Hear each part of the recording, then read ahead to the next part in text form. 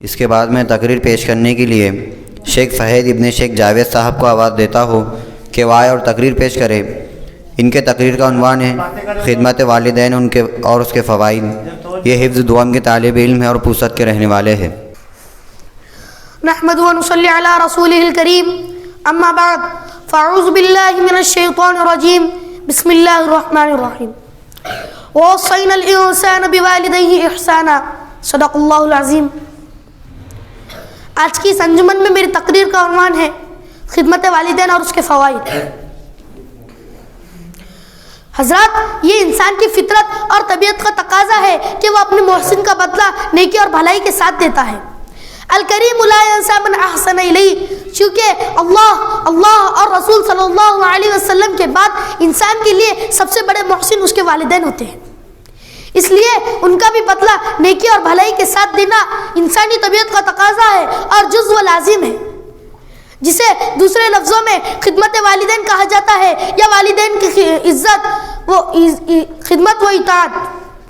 حضرت موسیٰ علیہ السلام، حضرت عیسیٰ علیہ السلام اور حضرت محمد صلی اللہ علیہ وسلم کی تعلیمات میں یکساں طور پر ضروری قرار دی گئی، بلکہ ان تینوں میں ان کا درجہ خدا کے بعد تمام انسانی رشتوں میں سب سے بڑا بتایا گیا ہے، اور خدا کی اطاعت کے ساتھ ان کی بھی خدمت کی تاکید کی گئی ہے۔ حضرات، یاد رہے، خدمت صرف اس کا نام نہیں ہے کہ سر دبا دیا، پاؤں دبا دیے، بلکہ خدمت وہ ہے کہ ہر وقت، ہر لمحہ ان کی سیوا اور راحت دیکھ ریکھ میں گزارا جائے۔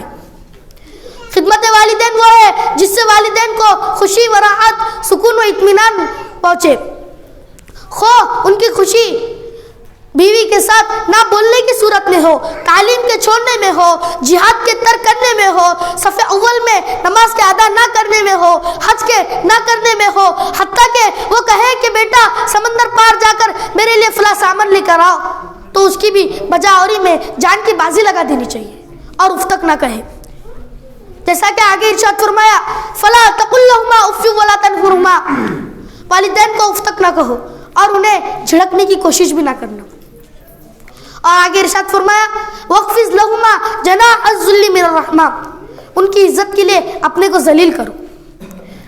افسوس، صد افسوس کہ آج ہر ملک، ہر شہر، ہر قبیلے، ہر خاندان سے والدین کے حق تلفی کی صدائیں بلند ہو رہی ہے، مظلوم والدین کی دل کی آہیں بلند ہو رہی ہے، والدین کے دکھ درد کی داستانیں سن کر رونگٹے کھڑے ہو جاتے ہیں، والدین کو ستایا جا رہا ہے، والدین کے ساتھ گھناؤنی سازی سے اور ناپاک حرکتیں کی جا رہی ہیں، ان کی عزت و عظمت کو پامال کیا جا رہا ہے۔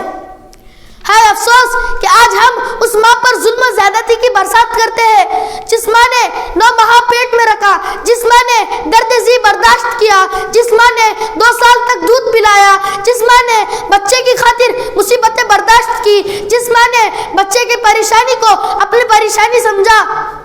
مجھے بتاؤ کہ صحیح حق والدین کا یہی ہے کہ ان پر ظلم و زیادتی کے پہاڑ توڑے جائے، ان کے ساتھ گھناؤنی سازی سے اور ناپاک حرکتیں کی جائے، ان کے ادب و احترام کو پامال کیا جائے؟ ہرگز نہیں، ہرگز نہیں، یہ ان کا حق نہیں ہے۔ نوجوان ملت، جنت اور جہنم والدین کی خدمت پر موقوف ہے۔ چنانچہ صحابہ کرام رضی اللہ تعالی عنہ نے آپ صلی اللہ علیہ وسلم سے دریافت کیا ما حق الوالدین، تو آپ صلی اللہ علیہ وسلم نے فرمایا ہما جنتک و نارک، وہی تمہاری جنت ہے اور وہی تمہاری دوزخ۔ گویا کہ آپ صلی اللہ علیہ وسلم نے فیصلہ کر دیا، والدین کی فرما برداری کے بغیر جنت حاصل نہیں ہو سکتی۔ دوستو، حضرت اویس کرنی رضی اللہ تعالیٰ عنہ کو دیکھیے، اتنے بڑے صحابی، لیکن حضرت اویس کرنی رضی اللہ تعالیٰ عنہ کو دیکھو، ماں کی بیماری اور خدمت کی وجہ سے پوری زندگی آپ صلی اللہ علیہ وسلم کی خدمت میں حاضر نہ ہو سکے۔ پیارے نبی صلی اللہ علیہ وسلم کو ان کا یہ طریقہ اتنا پسند آتا ہے کہ صحابہ کرام رضی اللہ تعالیٰ عنہ کے سامنے ان کی تعریف فرماتے، اور مزید صحابہ سے فرماتے اگر تمہاری ان سے ملاقات ہو تو استغفار کی دعا کرانا، اور حضرت عمر رضی اللہ تعالیٰ عنہ کو اپنا پیراہن مبارک دے کر فرماتے یہ انہیں دے کر آؤ اور میرے لیے دعا کرانا۔ اللہ اکبر، کیا شان خدمت کی! لیکن افسوس کہ آج کا نوجوان بیوی کی محبت اور اداؤں سے مرغوب ہو کر والدین کو ٹھکرا دیتا ہے اور بیوی کے کہنے پر والدین کو دھمکیاں دیتا ہے اور بسا اوقات مار پٹائی تک حد کر دیتا ہے. کیا آپ بوڑھے نہیں ہوں گے؟ ہوں گے، ضرور ہوں گے. تو ہماری اولاد بھی وہی معاملہ کریں گی. حضرت آپ کو حضرت اویس کرنی رضی اللہ، حضرت علقمہ رضی اللہ تعالیٰ عنہ کا واقعہ معلوم ہوگا کہ اتنے بڑے صحابی لیکن موت کے وقت کلمہ طیبہ زبان پر جاری نہیں ہو رہا. کیوں؟ اس لیے کہ وہ ماں پر بیوی کی ترجیح دیتے تھے. اس لیے ماں ان سے ناراض تھی، پھر ماں ان کو معاف کر دیتی ہے تو ان کے زبان پر کلمہ طیبہ جاری ہوتا ہے. ان کا یہ حال تھا تو ہماری اور آپ کی کیا حقیقت ہے؟ دوستو، اگر ہم نے والدین کی نافرمانی کی تو یاد رکھیں خدا تعالیٰ برسر عام ذلیل و رسوا کرے گا. مارے شرم کے آپ کی نگاہیں جھکی رہ جائیں گی، آپ کا عمل خاک میں مل جائے گا، اور اگر آپ ان کی خدمت کریں گے تو دنیا و آخرت دونوں میں کامیابی آپ کے قدم چومیں گی. حضرات، نیک کام کے فوائد ہیں، والدین کی خدمت کے بھی کچھ فوائد ہیں.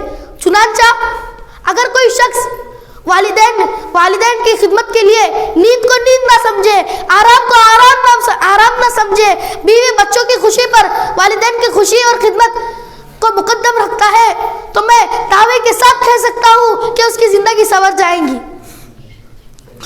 اور زندگی میں چہار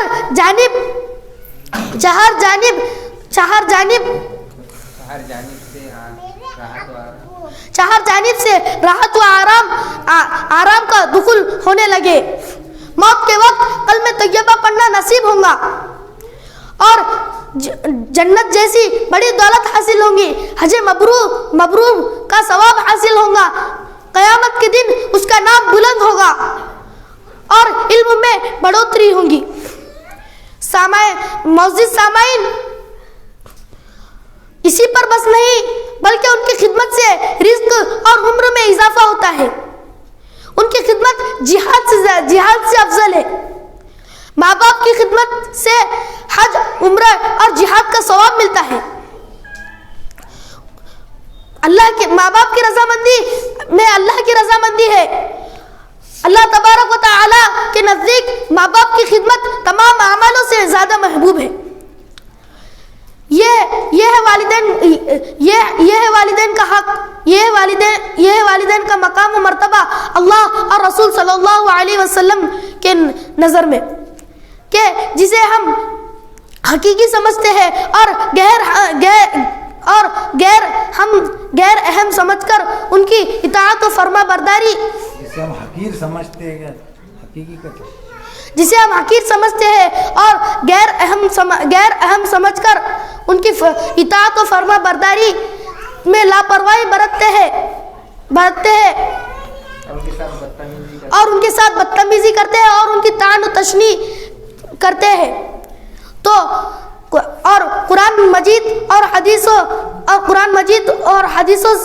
میں حالانکہ قرآن و حدیث سے یہ واضح ہو چکا ہے کہ اللہ اور رسول صلی اللہ علیہ وسلم کے بعد والدین ہی کا درجہ بڑا ہے. وآخر الدعوانا ان الحمد للہ رب العالمین.